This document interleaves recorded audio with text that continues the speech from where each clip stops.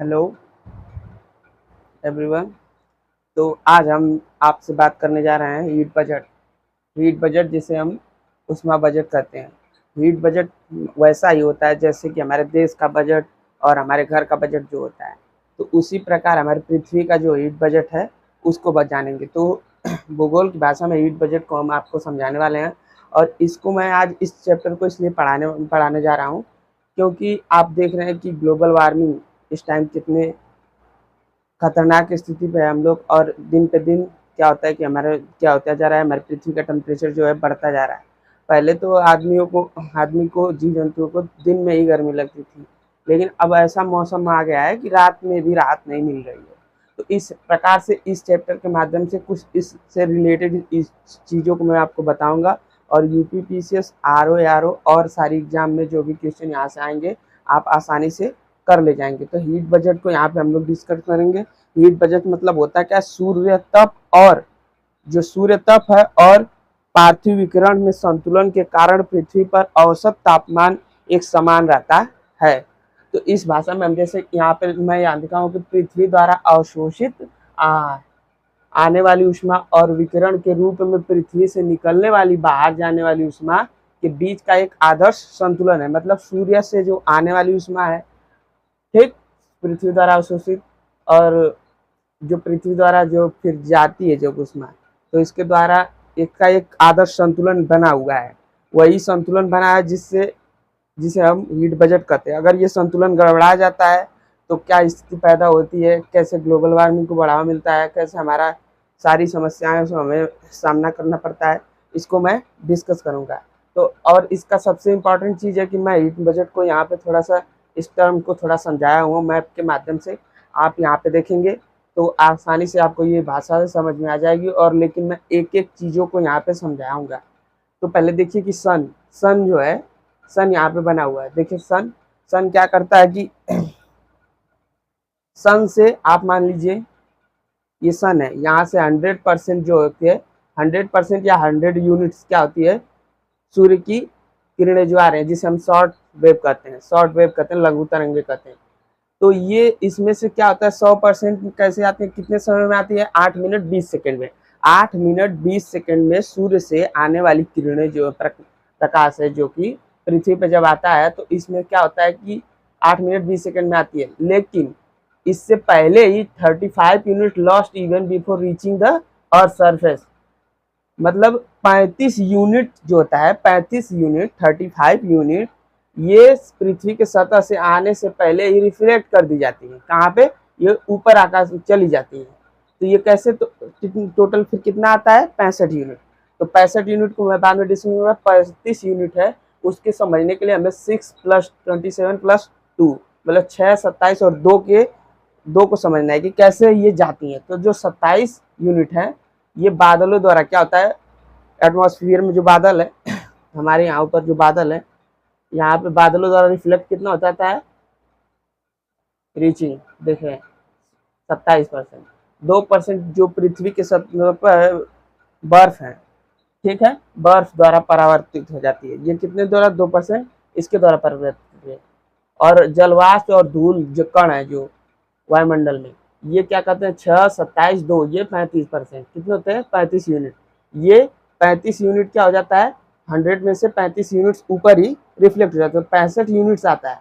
तो 65 यूनिट में अब आप देखेंगे कि हमें 51 units absorb by the earth surface, जो होता है कि 51 यूनिट्स ही क्या कहते हैं कि हमारी पृथ्वी जो है ये 51 यूनिट्स ही एब्जॉर्ब करती है। फिर 14 यूनिट क्या होता है, तो 14 यूनिट्स को होता है, 14 यूनिट्स एब्जॉर्ब बाय एटमॉस्फेयर। हमारा वायुमंडल क्या करता है, 14 यूनिट एब्जॉर्ब करता है। तो आप सोचे होंगे कि 100% जो होता है इसमें पूरा आ जाएगी, लेकिन नहीं, इसको आने में बाधाएं भी तो होती हैं, जो कि हमारा वायुमंडल, तो बेसिकली हमारा वायुमंडल बाधा नहीं है। हमारा वायुमंडल जो है यहाँ पे पृथ्वी पे जीवन के लिए बहुत ही महत्वपूर्ण इंपॉर्टेंट रोल निभाता है।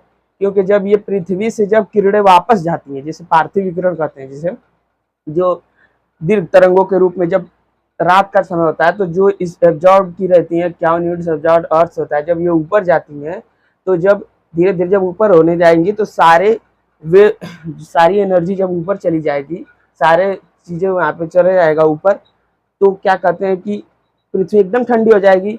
तो वहाँ पे हमारा सबसे महत्वपूर्ण रोल प्ले कौन करता है? एटमॉस्फेयर। तो वहाँ पे 14 यूनिट्स एब्जॉर्ब बाई एटमॉस्फेयर। तो जो 14 यूनिट एटमॉस्फेयर क्या किया है कि एब्जॉर्ब किया है, वो हमारे पृथ्वी के टेम्परेचर को मेंटेन करने में वहाँ से रिलीज करता है। कौन? एटमॉस्फेयर। तो जिससे क्या होता है कि हमारे यहाँ पे जो पृथ्वी पे जीवन के लिए जीव जंतु सभी लोग आसानी से जीवन जी सके। तो इसी उष्मा, इसको हम हीट वेव, अरे उष्मा बजट, तो इस किस प्रकार से ये संतुलन बनाए हुए है, इसको मैं यहाँ पे आपको समझा रहा हूँ। तो इस चैप्टर से हम लोग समझेंगे कि अगर इस उष्मा बजट में हम लोग कोई छेड़छाड़ करेंगे, कोई गड़बड़ी करेंगे, तो हमारा उष्मा बजट बढ़ जाएगा। तो ये बढ़ने की स्थिति से क्या होता है कि ग्लोबल वार्मिंग जैसी समस्याएं उत्पन्न हो जाती हैं। तो आज हम लोग देख रहे हैं कि ऐसी स्थिति पैदा हो गई है हमारे देश में। हमारे देश क्या, विश्व में ग्लोबल स्तर पर देखिए कि जो हिमालय कह रहा हूँ, जो बर्फ है वो पिघल रहे हैं, जिससे कि समुद्र का जल स्तर जो है बढ़ता जा रहा है। तो धीरे धीरे कुछ दिनों में बाढ़ का हमें सामना करना पड़ेगा। तो उसी तरह से अगर हमें इसे कंट्रोल करना है, तो जो डस्ट है, माइनिंग है, जो सरकार जो है कि रोड बना रही है, जिसकी वजह से कितने पेड़ काट दिए जा रहे हैं, तो इसको डेवलप को आप करिए, डेवलप का एक कोई अलग थोड़ा सा एक चेंज करिए रूट, मतलब पेड़ों को नुकसान ना हो। आप ऐसे कोई और दूसरे माध्यम से कोई सेकेंड सोर्स निकालिए, सरकार इस पे काम करे और आम जनता भी थोड़ा सा ध्यान दे। आजकल गाड़ियों का इतना शौक है सबको, 2-3 गाड़ियां सबके घर है, सब लोग चला रहे हैं, जिसकी वजह से क्या होता है कि पर्यावरण को बहुत ज़्यादा नुकसान हो रहा है। तो उसमें बजट हमारा गड़बड़ हो रहा है। तो यही गड़बड़ी की वजह से हमारी पृथ्वी क्या हो रही है? गर्म हो रही है। तो आप देख रहे होंगे कि पहले जो होता था कि दिन में ही गर्मी होती थी, लेकिन हमें आजकल ये महसूस होने लगा है कि दिन के बजाय रात में भी हमें बहुत गर्मी का सामना करना पड़ रहा है। जिसकी वजह ये हो सकती है कि जो माइनिंग के काम है, माइनिंग के काम में जैसे बम ब्लास्ट किए जा रहे हैं, जिससे खदानें तो तोड़ी जा रही हैं। अगर ग्लोबलाइजेशन औद्योगिकरण से देखा जाए और अब तक देखा जाए, तो 1.45 डिग्री सेल्सियस तक टेम्परेचर क्या हुआ है? 1.45 डिग्री सेल्सियस तक टेम्परेचर बढ़ चुका है। जिसके मुख्य कारण, किसी भी घटना के घटने के पीछे एक ही कारण नहीं होता है, बहुत कारण होते हैं जो एक घटना को अंजाम तक ले जाते हैं। तो इसमें माइनिंग के काम हो रहे हैं, आपकी गाड़ियाँ हो रही हैं, शहरों में देख रहे हैं कि इतना ज़्यादा शहर का जो टेम्परेचर है, वो बिल्डिंग्स है वगैरह हैं, इतना टेम्परेचर इंक्रीज होता जा रहा है, जिससे कि बहुत सारी समस्याएं उत्पन्न हो जाएंगी। तो जब यहाँ पे आप लोग ऐसा काम करेंगे, आप क्या कहते हैं कि आर्टिफिशियल पॉन्ड बना रहे हैं, क्या जल वाष्प वाटर वेपर कैसे हो रहा है, ये सारी समस्याएं हैं। और इसकी वजह से जो हमारा ऊपर जब ये सब चीज़ें जाएंगी, तो हमारे ये क्या करेंगे कि जब 51 यूनिट्स की जगह आप ऐसा काम करेंगे, तो ऊपर जाके और ये एब्जॉर्ब कर लिए जाएंगे, किसके द्वारा? एटमॉस्फेयर के द्वारा। तो फिर ये टेम्परेचर को रात में भी हाई करेगा। तो इस तरीके से ये कोई जरूरी नहीं कि पूरा ऊपर ही भेजे, फिर नीचे भी भेजेगा, तो पृथ्वी हमारी गर्म होती जाएगी। तो इस तरीके से हमें इसे समझने के लिए हीट बजट को सबसे पहले हमने यहाँ पे मैं समझाऊंगा कि हीट बजट, अरे उष्मा बजट क्या है। उष्मा बजट आप देखिए, पृथ्वी द्वारा अवशोषित आने वाली उष्मा और विकिरण के रूप में से निकलने वाली बाहर जाने वाली उष्मा के बीच एक आदर्श संतुलन है। मतलब जो सूर्य तप है, जैसे सूर्य से आने वाली उसमें ऑब्जर्व हो रहा है, फिर जाने वाली फिर उसमें ऑब्जर्व हो रहा है, उसका एक आदर्श संतुलन है, एक सही संतुलन है। अगर उसमें गड़बड़ी कर रहे हैं तो दिक्कत पैदा हो रही है। अब यहाँ पे मैंने समझा कि आप देखिए, और फिर जब ये पृथ्वी से जाती है 51 यूनिट, तो पृथ्वी से जाती है, तो पृथ्वी से विकिरण कैसे होता है? Radiation from earth, radiation from earth होता है। तो 23 यूनिट, पहले कैसे 23 यूनिट रेडिएशन से कितना यूनिट होता है? विकिरण के माध्यम से 23 यूनिट जाता है। तो 23 यूनिट में 17 यूनिट जो होती है पृथ्वी के अंतरिक्ष की तरफ तो तुरंत निकल जाती है, लेकिन 6 यूनिट जो होती है एटमॉस्फेयर द्वारा एब्जॉर्ब कर ली जाती है। मतलब 6 यूनिट ये, और 9 यूनिट कैसे जाता है? संवहन से, टर्बुलेंस और संवहन से, ठीक, और संघनन के माध्यम से 19।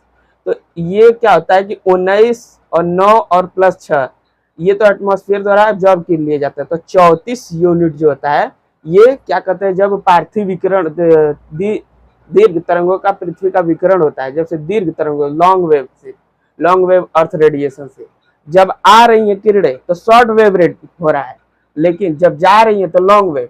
तो जब ये पृथ्वी से जब जाती है 51 यूनिट्स, तो 51 यूनिट्स में क्या होता है, 23 यूनिट जो रेडिएशन से जाता है, तो रेडिएशन में से 23 नहीं जा पाता है, पूरा 17 चला जाता है पृथ्वी से अंतरिक्ष की तरफ। बट तो देखिए 17 रेडिएटेड टू स्पेस में चला, बट 34 एब्जॉर्ब बाई एटमॉस्फेयर। तो ये जब जाते वक्त क्या होता है, 34 यूनिट्स होता है, ये एब्जॉर्ब कर लिया जाता है किसके द्वारा, एटमॉस्फेयर के द्वारा। तो 34 और 14 मतलब 14 यूनिट जो होता है आते वक्त, जब हम यहाँ पे देख बताया ना, मैं यहाँ पे बताया आपको 35 यूनिट पहले खत ऊपर से ही चला गया, तो 65 में 14 यूनिट आते वक्त ही एटमॉस्फेयर एब्जॉर्ब कर लिया। ठीक, फिर 51 यूनिट पहुंचा, तो रात में जब ये यहाँ से जाएंगी तो लॉन्ग वेव के माध्यम से, जिसे हम कहेंगे लॉन्ग वेव अर्थ रेडिएशन, जिसमें 17 रेडिएटेड टू स्पेस, ये 17 चली जाएंगी, लेकिन 34 क्या होंगी फिर एटमॉस्फेयर में एब्जॉर्ब कर ली जाएंगी। तो 34 फिर 14 48 रेडिएटेड एट, ये क्या होता है 48। ठीक, इस प्रकार से हम लोग ये समझे कि ये जो पार्थिव होता है हम लोग का, अब देखिए 48 प्लस देखिए 34 14 48 प्लस 17, ये 17 चलेगी 48। आप देख लीजिए, मैं यहाँ पे कैलकुलेट कर दे रहा हूँ, तो इस गणना को आप लोग समझिएगा।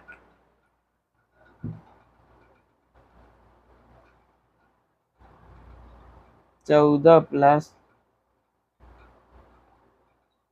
34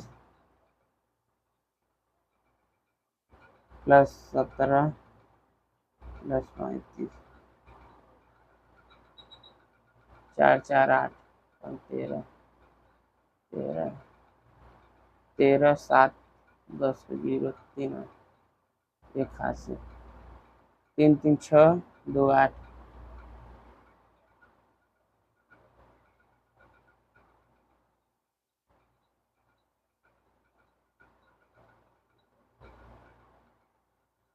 अड़तालीस 17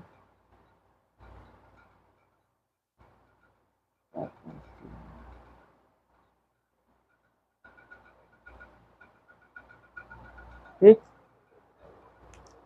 तो इस तरह से हम देखेंगे कि ये पृथ्वी जो होती है किस तरह से 48 जब यहाँ से जाता है 34 यूनिट एब्जॉर्ब कर ली जाती है, टोटल 48 यूनिट।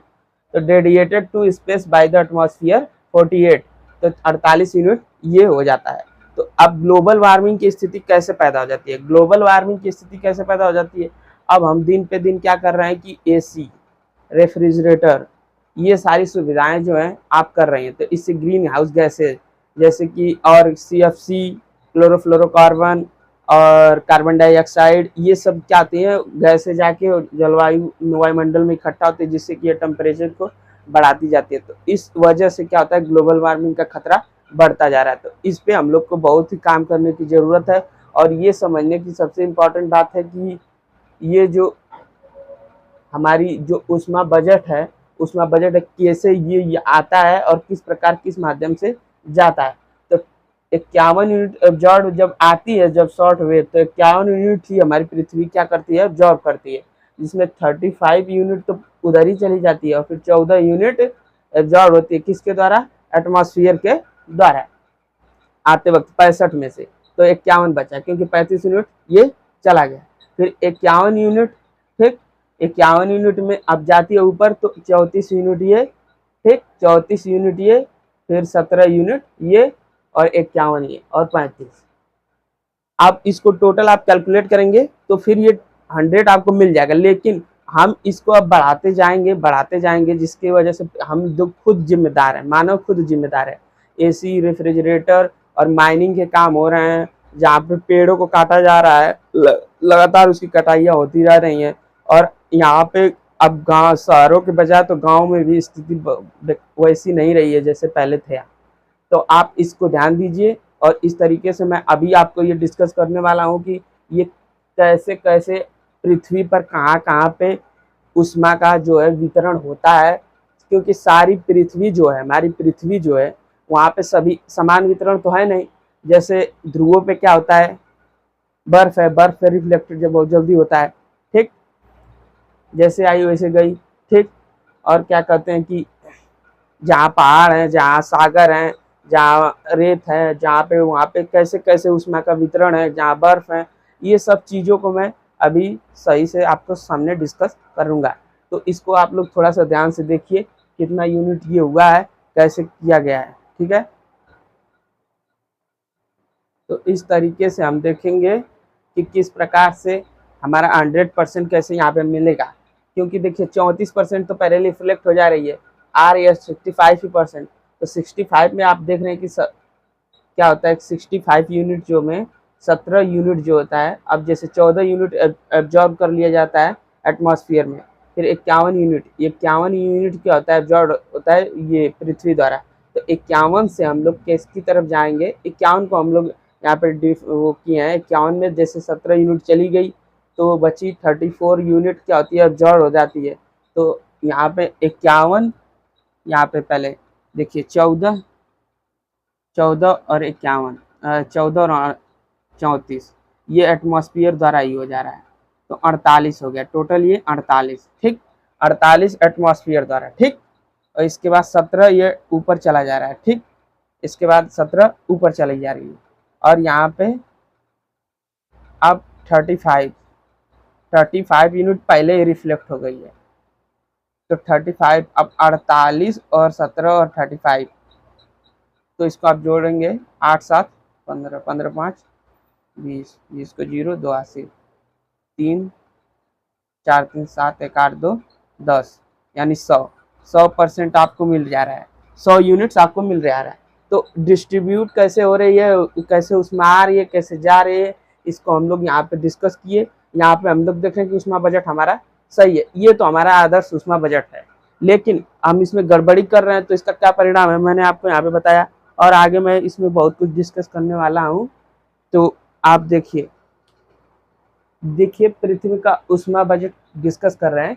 हीट बजट पृथ्वी द्वारा अवशोषित आने वाली ऊष्मा और विकिरण के रूप में पृथ्वी से निकलने वाली बाहर जाने वाली ऊष्मा के बीच का एक आदर्श संतुलन है, एक बैलेंस बना हुआ है। अगर ये बैलेंस गड़बड़ा जाएगा तो यहाँ पे जीवन ही संभव नहीं होगा, या तो फिर अर्थ ठंडी ठंडी ठंडी होती जाएगी या फिर गर्म होती जाएगी। पृथ्वी के ऊष्मा बजट से यह सिद्ध होता है कि ऊष्मा के हस्तांतरण से यह सिद्ध होता है कि न ही ज़्यादा गर्म होती है न ज़्यादा ठंडी होती है। ये 365 दिन हमारे पे ऊष्मा आ रही है, न इसके बावजूद भी हमारी पृथ्वी न गर्म हो रही है न ज़्यादा ठंडी हो रही है।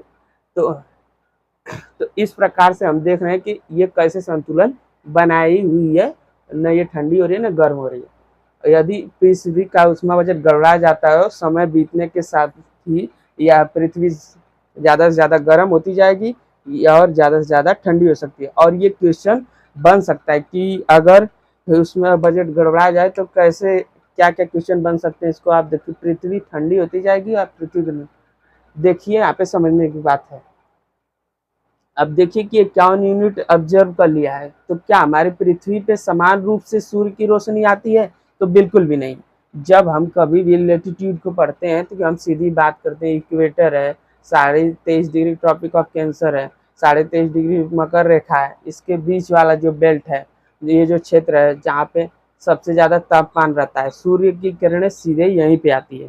पोलार रीजन जानते हैं कि सूर्य वहाँ पे किस तरह से विकिरणित करता है, किस तरह से ऊष्मा पहुंचाता है, ऑलरेडी वहाँ पे ऊष्मा कम है।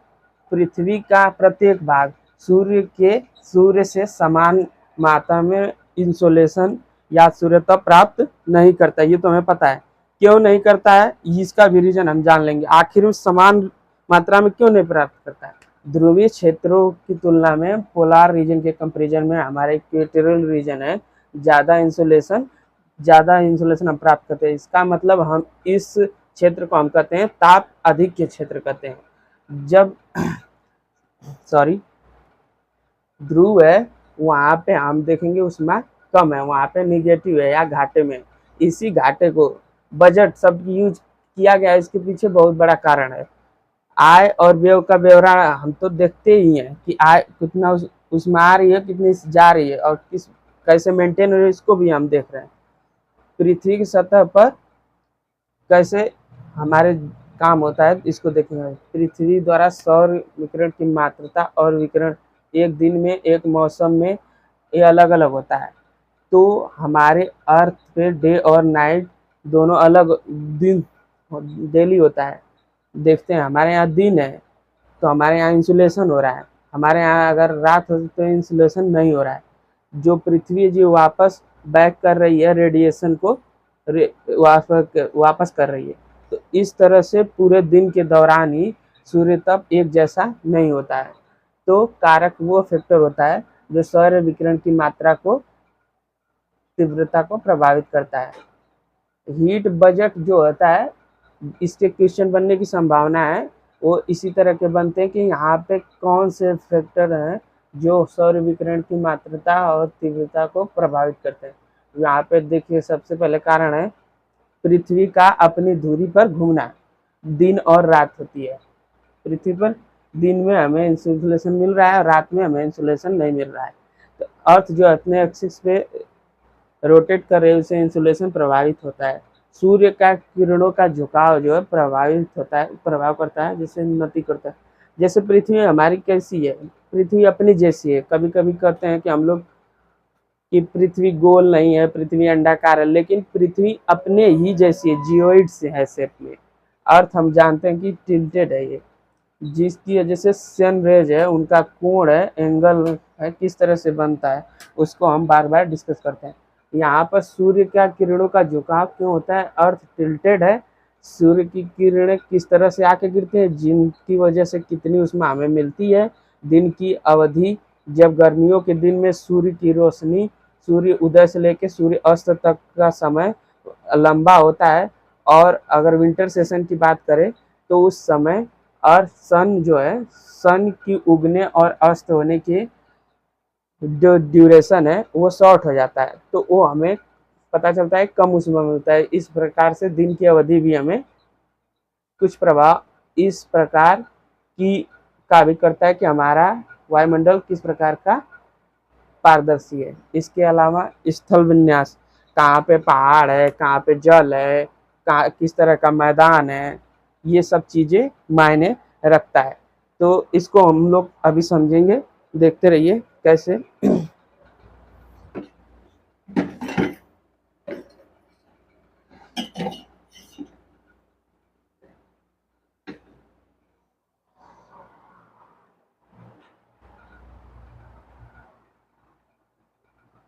वायुमंडल और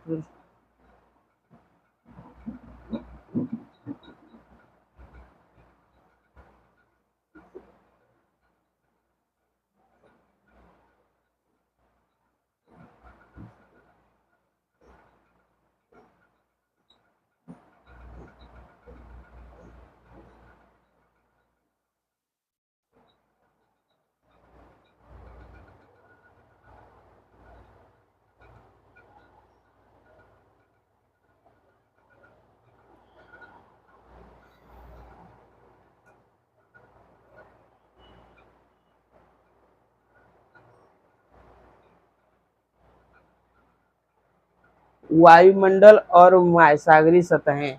अब इस पूरी अर्थ पे जब सेम इंसुलेशन नहीं हो रहा है तो इसका प्रभाव क्या होता है और किस तरह से अर्थ इसे मेंटेन करती है। तो जीवन तो पूरा अर्थ पे चल रहा है, चाहे महासागर हो चाहे स्थल भाग हो, वहाँ भी जीवन है। तो आखिर ये तापमान है वो किस तरह से मेंटेन हो रहा है। जहाँ पे टेम्परेचर ज़्यादा है, जहाँ पे टेम्परेचर ज़्यादा है वहाँ से मूव करके टेम्परेचर जहाँ पे कम है वहाँ पहुँचता है। और इसी तापमान के कारण देखेंगे कहीं प्रेशर हाई होता है, कहीं प्रेशर होता है। High pressure to low pressure हवाएं चलती हैं, किस तरह से तापमान के थ्रू दाब मेंटेन होता है और हवाएं चलती हैं, पवने चलते हैं, विंड्स को डिस्कस करती हैं, महासागरीय धाराएं, करंट्स। ये चैप्टर हम डिस्कस कर चुके हैं, वहाँ से आप तुरंत रिलेट कर चुके हैं कि टेम्परेचर और प्रेशर जो, क्योंकि महासागरीय धाराओं को हम लोग डिस्कस कर चुके हैं कि धाराएं किस दिशा में चलती हैं, इनके पीछे कारण कौन से हैं, इनके कौन से फैक्टर प्रभाव कारण क्या होता है, ये सब कैसे है, मैं इसको पिछली क्लास में आपको महासागरीय जलधाराओं में बता चुका हूँ, वहाँ पे आप समझ सकते हैं। तो उसमें किस प्रकार, तो वायुमंडल और महासागरीय सतहें, संवहन, वर्षा, हवाएं और समुद्र के वाष्पीकरण, महासागरीय धाराओं, इन सबके के माध्यम से ऊष्मा का बजट होता है, उसके माध्यम से संतुलन में रखा जा सकता है। ये सब इम्पोर्टेंट है आपको देखने के, कैसे सूर्य से ऊष्मा आती है तो किससे पृथ्वी पर जो भी ऊष्मा आ रही है उसको कैसे बैलेंस करता है। अब भूमध्य रेखा जो आप, ये फैक्ट है, भूमध्य रेखा से 40 डिग्री उत्तर और 40 डिग्री नीचे, ठीक, उत्तर और दक्षिण, यहाँ पे क्या होता है, इन क्षेत्रों में प्रचुर मात्रा में इंसोलेशन या सूर्यता प्राप्त होता है, ठीक, लेकिन सरप्लस में रहते हैं, ऊर्जा अधिशेष क्षेत्र है ये भूमध्य रेखा से उत्तर से। अब यहाँ से 40 डिग्री से पोल तक यहाँ पे ऊष्मा कम प्राप्त होती है, यहाँ ऊर्जा की कमी होती है, वायुमंडलीय पवने और कमी को सरप्लस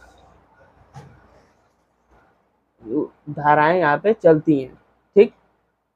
और इसी प्रकार वायुमंडलीय पवने और महासागरीय धाराएं अधिशेष क्षेत्र से ये ऊर्जा की कमी वाले क्षेत्रों में यहाँ पे स्थानांतरण करती है, हीट को ट्रांसफर करती है, और हीट किस तरह से आ रही है और हीट किस तरह से ट्रांसफर हो रही है इसको हम लोग देखेंगे।